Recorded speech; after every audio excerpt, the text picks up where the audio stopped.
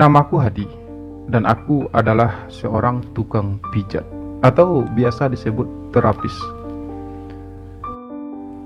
Aku menjalani profesi seorang tukang pijat sudah hampir 2 tahun. Berawal dari ketika aku harus berhenti bekerja di sebuah supermarket karena saat itu pandemi sedang melanda, sehingga supermarket tempat aku bekerja harus gulung tikar alias bangkrut. Karena hidup sendiri di rantau orang, aku harus tetap bekerja agar aku bisa bertahan hidup.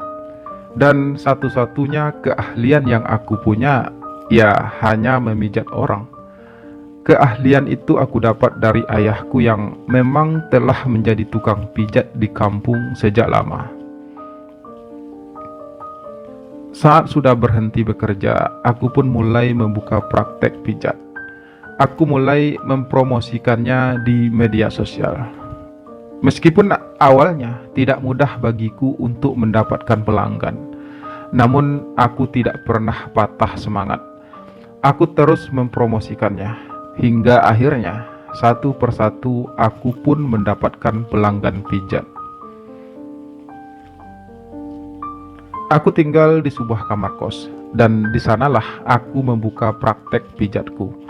Selain itu, aku juga siap sedia untuk dipanggil ke rumah-rumah pelanggan ataupun ke tempat kos maupun hotel. Dengan tarif yang relatif murah, aku terus menjalani profesi tersebut agar aku tetap punya penghasilan. Meskipun upah yang aku dapat dari memijat tidaklah selalu cukup, namun setidaknya aku tidak harus menjadi pengemis hanya untuk sekedar bisa makan. Sebagai tukang pijat, tentu saja aku sudah punya pelanggan. Pelanggan-pelangganku tersebut berasal dari berbagai golongan dan juga berbagai karakter. Ada perempuan, ada laki-laki, ada yang tua, ada yang muda, ada dari golongan orang kaya, dan ada juga dari golongan orang menengah ke bawah. Awalnya aku menjalani profesi itu benar-benar hanya sebatas memijat. Namun pada suatu kesempatan, aku mendapat seorang pelanggan wanita paruh baya. Usianya mungkin sudah mencapai 40 tahun. Namun wanita itu masih kelihatan cantik dan seksi. Namanya Wanda. Aku memanggilnya Mbak Wanda. Dari pengakuannya, ia adalah seorang istri salah seorang pejabat. Waktu itu Mbak Wanda meminta aku untuk datang ke sebuah hotel yang cukup mewah. Mbak Wanda awalnya meminta aku untuk memijatnya seperti para pelanggan-pelangganku sebelumnya, hanya pijat. Namun setelah hampir separuh aku memijatnya, tiba-tiba Mbak Wanda menawarkan aku sesuatu yang tidak pernah terpikirkan olehku sebelumnya, sesuatu yang di luar dugaanku. "Kamu mau aku bayar lebih banyak enggak?" tanya Mbak Wanda waktu itu.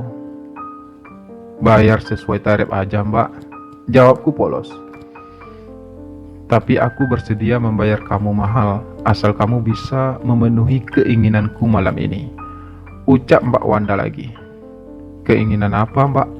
tanyaku masih terdengar polos. "Emangnya selama ini kamu hanya sekedar memijat, tidak ada lain pulsnya?" tanya Mbak Wanda kemudian. "Oh, enggak, Mbak. Saya hanya menerima jasa pijat, tidak lebih dari itu," balasku apa adanya. "Ya rugilah kamu. Padahal kamu punya tampang yang sangat tampan. Kamu juga terlihat kekar dan gagah. Kenapa enggak sekalian aja memberi pelayanan plus kepada pelanggan kamu? Kan lumayan hasilnya, jauh lebih banyak daripada kamu hanya sekedar memijat," ucap Mbak Wanda lagi. "Tapi itu kan artinya sama saja saya jual diri, Mbak. Saya nggak mau," balasku pelan. "Kamu nggak usah sok jual mahal. Kamu jadi tukang pijat kan karena memang kamu butuh uang. Jadi kalau ada cara yang lebih gampang, kenapa kamu harus capek-capek mijat orang tapi hasilnya hanya sedikit? Lagi pula, dengan memberi N plus, kamu dapat dua keuntungan sekaligus. Kamu dapat uangnya, juga dapat N-nya, kan? Ucap Mbak Wanda terdengar lugas. Iya sih Mbak, tapi bagi saya resikonya terlalu besar. Dan lagi pula, tidak semua pelanggan saya mau menerima hal tersebut. Kebanyakan dari mereka memang hanya sekedar pijat biasa, balasku. Ya, kamu nggak harus menawarkannya kepada semua pelanggan kamu. Kamu bisa memberikan plusnya kepada siapa yang mau aja. Tapi aku yakin kalau kamu memberi kesempatan tersebut, pasti banyak pelanggan kamu yang mau. Soalnya kamu memang menarik secara fisik. Dan aku bisa jadi pelanggan pertama kamu. Bahkan mungkin aku akan menjadi pelanggan tetap kamu, ucap Mbak Wanda selanjutnya. Dan sebagai pelanggan pertama kamu yang mendapatkan pelayanan plusnya, aku akan memberi kamu bonus yang banyak. Lanjut Mbak Wanda lagi, melihat aku yang hanya terdiam. Dan aku masih terus terdiam, berpikir. Jika aku ingat-ingat, hasil yang aku dapat dari memijat orang memang tidak seberapa. Apalagi, aku juga tidak setiap hari mendapatkan pelanggan. Padahal saat itu, hanya memijat oranglah satu-satunya sumber pendapatanku. Aku mulai berpikir untuk menerima tawaran Mbak Wanda. Jika hal itu bisa menghasilkan uang yang lebih banyak, kenapa tidak, pikirku. Lagi pula, aku juga bukan laki-laki baik-baik. Aku bukan laki-laki suci. Meskipun selama ini, aku selalu berusaha mencari uang dengan cara yang baik. Tapi mendengar penjelasan dan penawaran Mbak Wanda tadi, aku jadi ingin mencobanya. Lagi pula, bukan aku yang menginginkan hal tersebut, tapi justru Mbak Wanda sendiri yang menginginkannya. Setelah berpikir tidak terlalu matang dan juga tidak terlalu panjang, aku pun menerima tawaran dari Mbak Wanda. Mbak Wanda tentu saja merasa senang mendengar hal tersebut, dan dia pun akhirnya menjadi pelanggan pertamaku yang aku berikan kesempatan untuk mendapatkan plus dariku. Aku yang belum punya pengalaman apa-apa dalam hal tersebut tentu saja merasa sedikit kesulitan menghadapi tingkah Mbak Wanda. Mbak Wanda memberi aku pelajaran dan pengalaman yang belum pernah aku rasakan sebelumnya. Dia berhasil melakukanku dengan baik, dan aku merasa semua itu terlalu indah untuk tidak aku nikmati. Aku pun mulai terbiasa. Aku pun mulai dengan permainan indah Mbak Wanda. Perlahan namun pasti, aku semakin mahir melakukannya. Hingga aku benar-benar terlena dalam Mbak Wanda yang memang sudah sangat berpengalaman dalam hal tersebut. Dan setelah aku selesai menjalankan tugasku tersebut, seperti janjinya, Mbak Wanda pun memberi aku sejumlah uang. Uang yang diberikan Mbak Wanda lebih banyak dari yang aku harapkan. Kenapa sebanyak ini, Mbak? Tanya aku heran. Udah, kamu terima aja. Uang bukan masalah bagiku. Dan hal yang kamu lakukan tadi sungguh luar biasa bagiku. Meskipun kamu baru pertama kali melakukannya, tapi kamu cukup hebat dalam mengimbangiku. Jadi wajar kalau aku memberi bayaran yang lebih. Balas Mbak Wanda. Kalau begitu terima kasih banyak, Mbak. Semoga ini bukan yang terakhir. Ucapku berharap. Kamu tenang aja. Nanti aku pasti akan menghubungi kamu lagi. Balas Mbak Wanda yakin. Setelah mandi dan membersihkan diri, aku pun segera pamit untuk pulang. Mbak Wanda melepaskanku dengan senyum penuh kelegaan. Sepertinya ia benar-benar terkesan denganku. Dan begitu juga sebaliknya. Aku juga merasa terkesan dengan Mbak Wanda. Biar bagaimanapun, itu adalah pengalaman pertamaku. Dan seperti yang Mbak Wanda katakan, aku memang mendapatkan dua keuntungan sekaligus. uang dan keindahan.